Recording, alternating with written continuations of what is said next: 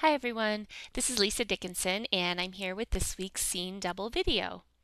Today I'm going to be creating a background using spray ink and die cut acrylic pieces on both a layout and a card. It's a very simple technique, but it adds a lot of color and fun to your project. Occasionally, I like to get away from event-based scrapping and just do a page that focuses on capturing the personalities of my family. So I came up with a list of questions to ask both of my kids, and then I just jotted down their separate answers. And I asked them things like, what's something you're excited about, or what's your favorite TV show? And I want to compile their answers on one page. So I've printed two recent photographs of them, and I'm thinking of doing a he said, she said type layout. So I've got these questions and answers for my journaling, and my idea is to have one half of the layout be for my son with his answers, and then the other half for my daughter. And then I'll put the title of the page in between in the middle. So I want to create a background and try to make my son's side a little more boyish and then have the right side be a little more girly. To accomplish that, I'm going to create a multicolored background using spray ink. So the first thing I'm going to do is put my white cardstock in this box so I could mist it without getting ink all over my work surface. Then I've grabbed a bunch of acrylic die cuts from Studio Calico. I've got stars, a couple different sets of arrows. These are some speech bubbles, and then these are clouds and moons. And I'm going to use these shapes as masks so the area behind them will remain white after I spray the ink. And I'm just going to randomly scatter some of these around on the background and try to get a good variety of sizes and shapes distributed across the cardstock.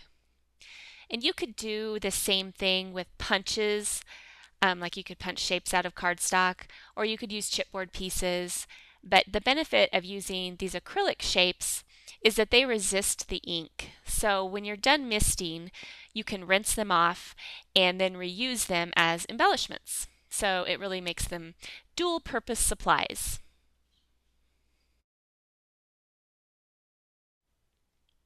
Okay, I've got a good mix of shapes laid out now, but before I apply the mist, I want to make sure that some of these thinner pieces are going to stay put. So I'm using a temporary adhesive to stick them down to the cardstock. This will help keep the ink from getting underneath them. I'm not too worried about having super clean edges on the shapes because a lot of this area is going to be covered up with my photos and journaling, but these arrows especially are really thin and I don't want them to blow around when I apply the ink. So I'm just going to lightly stick them down.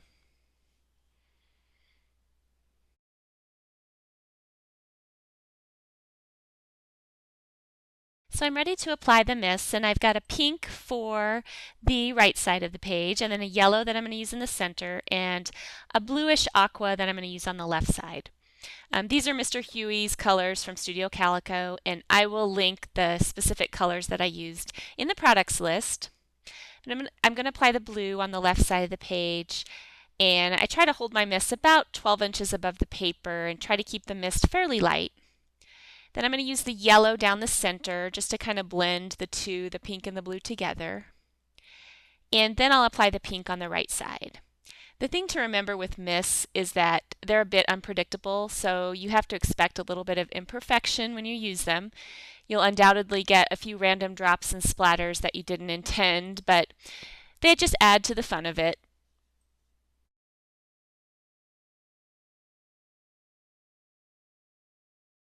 Alrighty, here's the background after it has dried. I removed the shapes and then I rinsed them off so I could use them again.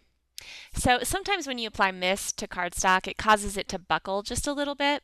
So if that bugs you, you can iron your paper to get those wrinkles out. I just use my regular iron on its lowest setting and make sure you have the steam turned off. It's also a good idea to layer a piece of plain cardstock over your page just in case the ink bleeds. And then you can just lightly run the iron over it and it should flatten your page back out.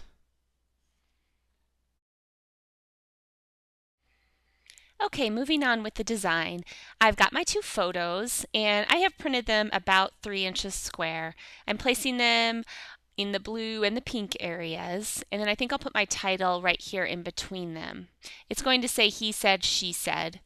And I always like to combine different fonts in my titles, so I've grabbed a few sets of thickers, a white set, and then this soft aqua as well. And I've also got my clear ruler, which just helps me determine the spacing and the placement before I commit to actually sticking the letters down. So I'm going to use these white glitter stickers, which is the Rockabye alphabet from American Crafts, and it's one of my favorites. So I'm going to spell out the two words said on the top edge and the bottom edge of my ruler.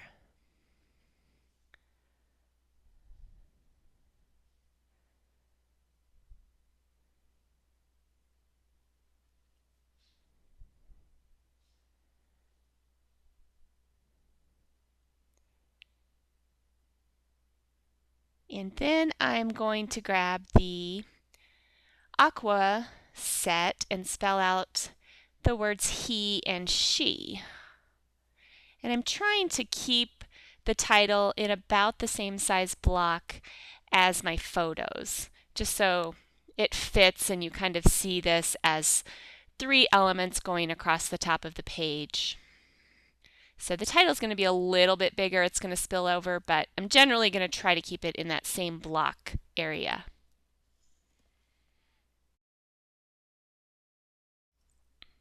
I took these questions that I had written down and I typed them up on my computer, and then I printed them on white cardstock and I cut them into strips. I'm planning on lining these questions up underneath the photos, and then I'll handwrite each of my kids' answers in the blue and pink areas on each side of the question. So I'll just get these arranged, and then I'm going to adhere each strip down.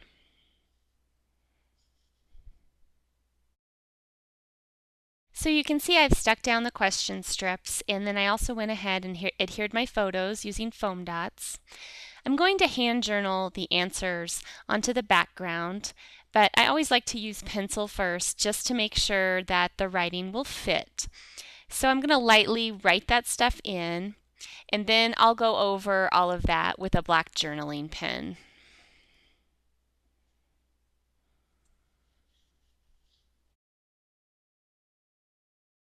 Now my journaling's been done with the black pen, and I went back and erased all the pencil lines. I apologize for not doing that on camera, but it's really hard for me to write standing up, and I also get nervous writing while I'm filming. So the last part of my design is just to grab some embellishments and really take this page up a notch. I've grabbed a bunch of supplies that contain blue and pink items, as I'd like to reinforce the boy versus girl theme here. Starting out with some washi tape, I've got some stickers here from Blvd.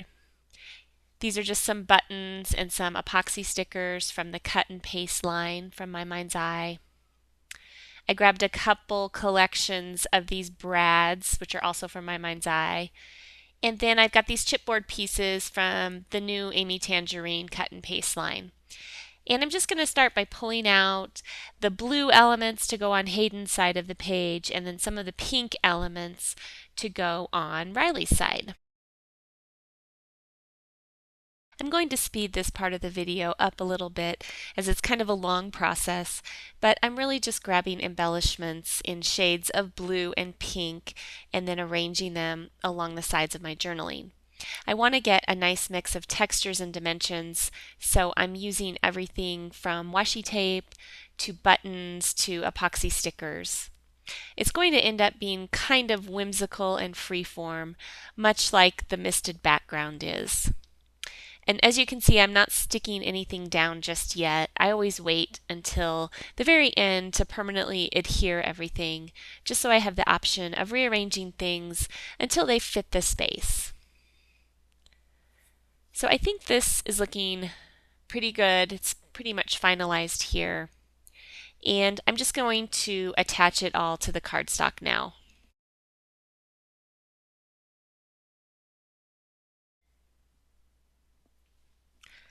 Alright, I've finished embellishing the page and everything is stuck down. And while I was in the process of doing that, I decided to add some stitching with my sewing machine. I've used an aqua thread on the blue side to add 3 areas of stitching, and then I used a pink thread on Riley's side. I just stitched a few small grids underneath some of the embellishment clusters, and this stitching just serves to add another layer, and it helps visually connect these smaller items to the background so they don't just look like they're floating. Well, now that all my finishing touches are done, I will give you a look at the completed page.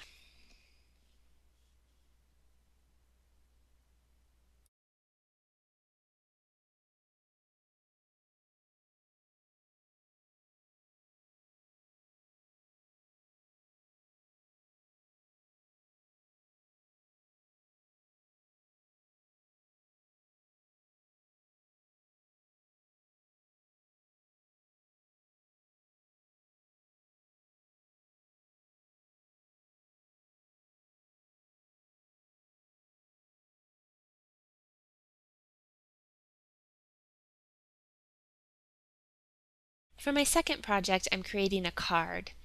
I have cut a piece of white cardstock to 4¼ by 5½, and I'll just place it in my misting box. Then I'm going to arrange some of the acrylic stars from Studio Calico across the paper. And I'll let a few of them hang off the edges, and I just want to mix up the different sizes to create a random pattern.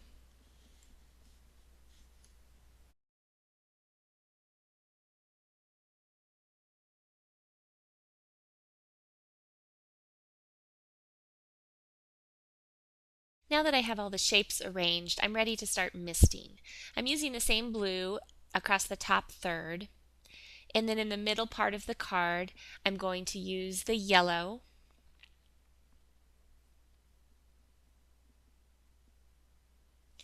and on the bottom, I've picked a red ink.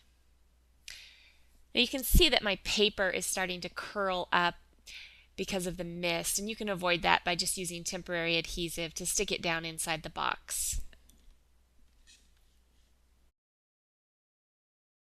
Now my misted cardstock is dried, and I've got a card base that I'm going to adhere it to the front of. But first I need to trim it down just a little bit so the card will have a white border. So I'm going to trim 1/4 inch off of each side, and then it should fit nicely.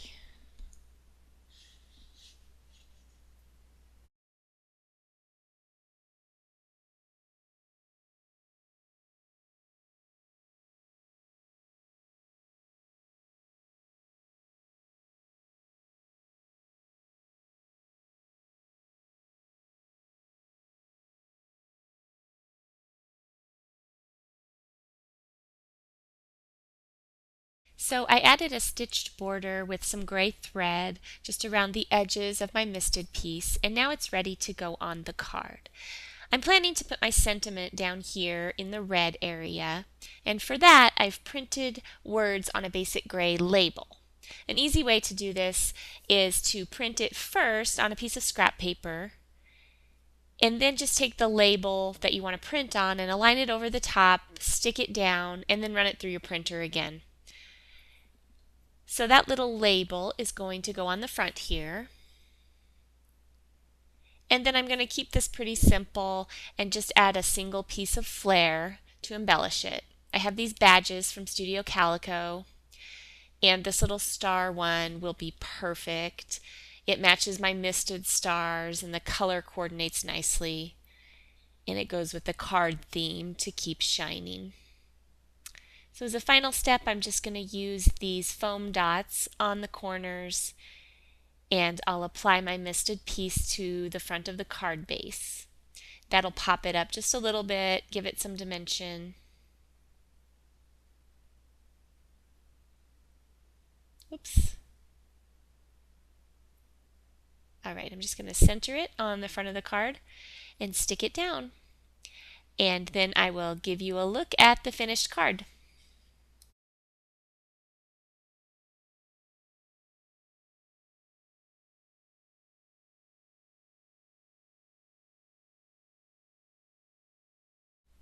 Thanks so much for joining me for this week's Seeing Double. I hope you've enjoyed it, and if you have any questions, feel free to leave them in the comments and I will get them answered. Don't forget to tune in next Friday for another Seeing Double episode, and every day of the week for more 2Ps videos. You can check them all out at 2psinabucket.com.